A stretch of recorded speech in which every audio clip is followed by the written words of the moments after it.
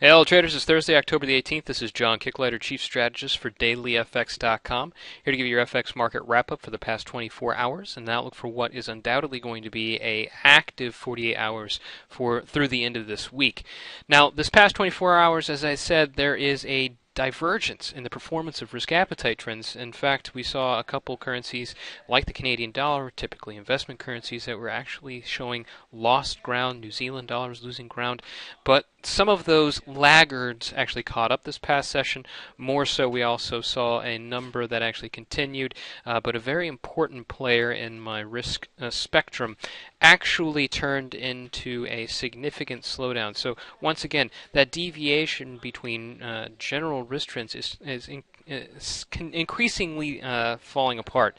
And that's not what you want to see if you're going to have to go for a substantial breakout, which is what we might need, especially for the euro dollar and for the S&P 500. Now, we'll start off our conversation or start off our view of the euro dollar. All right, we've had a two consecutive advance. You can call that a doji candle that we had on Monday, put it into the bullish trend, and then we'd have a 5-day rise. But as you can see, we've cleared some significant ground, and now we are just below that September swing high, which itself is the highest we've seen from the euro dollar in 5 months.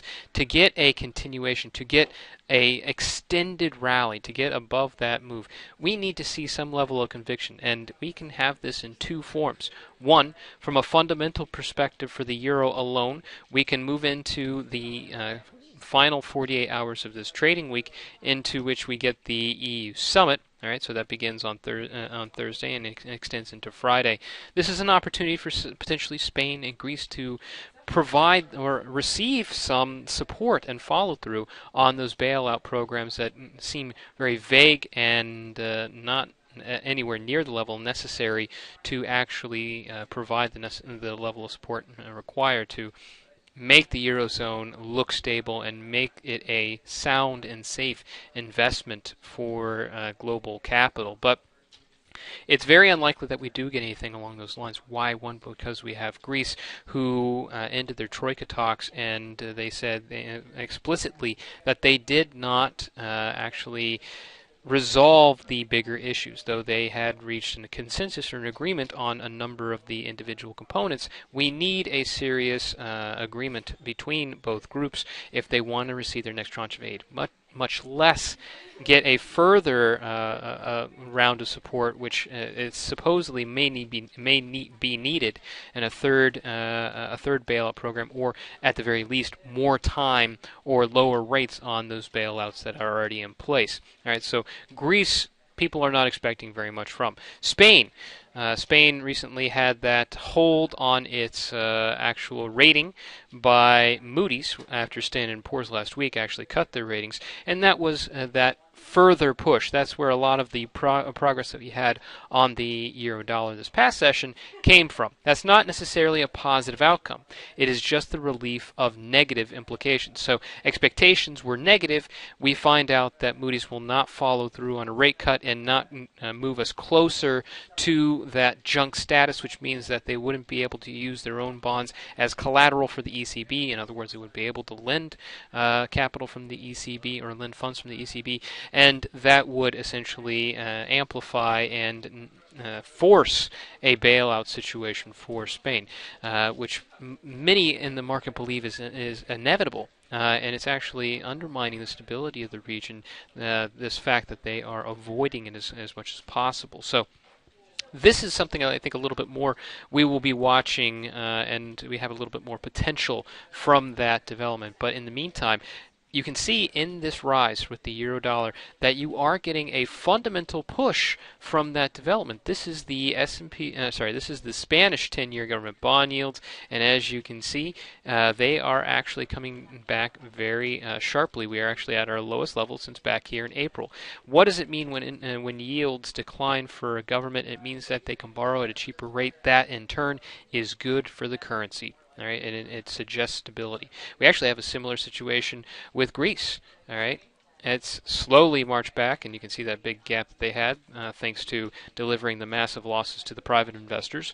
And Italy, further up the curve, not there yet, but it's still a very big upgrade, if there's going to be an upgrade to the crisis, that's actually the lowest it's been on a close-to-close basis in a very long time. Much further back than this candlestick chart will go, and you lose the granularity. But as I said, there are two things that are driving the euro. One is the possibility of progress in the EU summit, which I am not too optimistic on. But the other, and the far more influential, and this is not just for the euro itself, it can actually be for all markets, and or almost all markets, and that's risk appetite trends. Now, for risk appetite trends, most of you know I use the S&P 500 or the Dow Jones Industrial Average as my barometer for investor confidence. Why? Well, it's just a skewed sentiment investors in the market will either buy stocks or get out of stocks.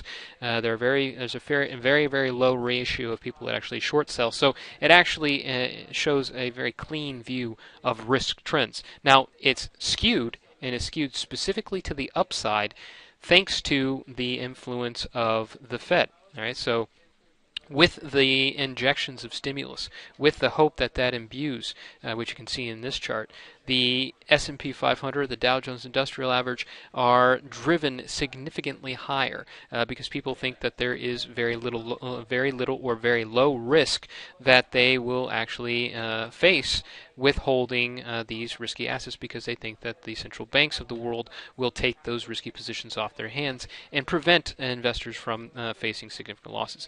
Now, of course, that's moral hazard, and that is a dangerous thing to live by, but for now, we can actually see that risk trends are living by those precepts. We can actually see I've broken down my risk-reward index, which, as you can see, it looks like this. It's flipped upside down, as most of you are now familiar with. It normally looks like that. So as it rises, it actually shows an improvement or a demand for yield, and not and a lesser concern of the risks that are entailed. So I flipped it so that it's correlated, or it looks correlated, to the US dollar. But if you look at the breakdown between the two, it's about the return potential and the volatility potential. We did have a tick up in the return potential. This is net 10-year yields from the majors. But the volatility is what is keeping this in place. We are at 7% actually on the VIX, or 7.7% on the VIX, and it's been there for 3 consecutive days. Extremely low. Just at a 5-year low, and that's the only reason that this market is able to sustain itself on such low yields. All right, and I've actually created, and I've codified these so we can actually see these on a regular basis, and I will update them on a regular basis. This is the risk-reward measures for individual currency pairs. So here I have it for the short term, which is 1 week, and the medium term, which is 3 months, risk-reward index for the euro-dollar specifically. And as you can see, this is actually left the risk trends behind, and what you would expect to be a fair value just through pure basic risk and reward for the euro dollar.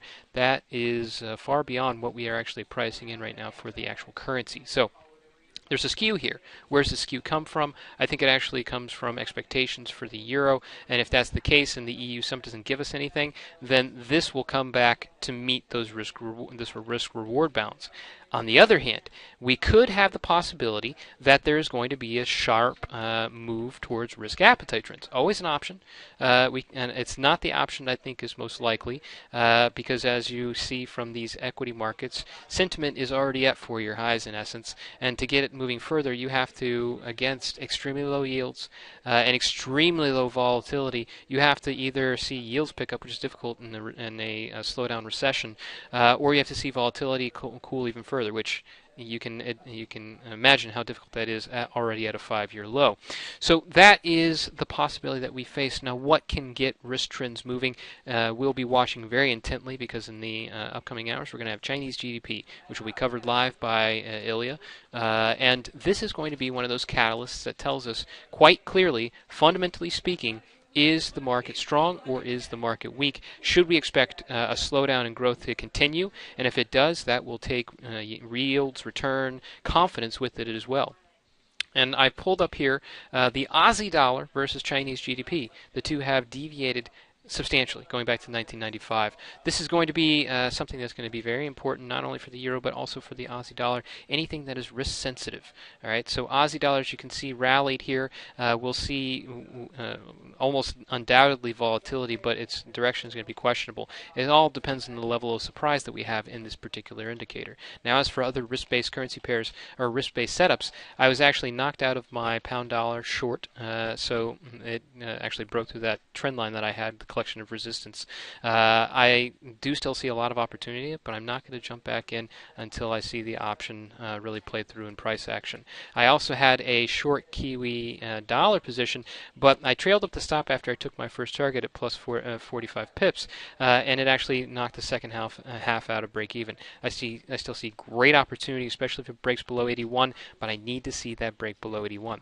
There's a lot of risk-based currencies out there, and I do see a lot of potential in them, but for now, you have to play what's in front of you, so I'm going to stick with these non-risk-based currency pairs like my Aussie Kiwi short, as well as my Euro Pound long, playing that longer-term reversal.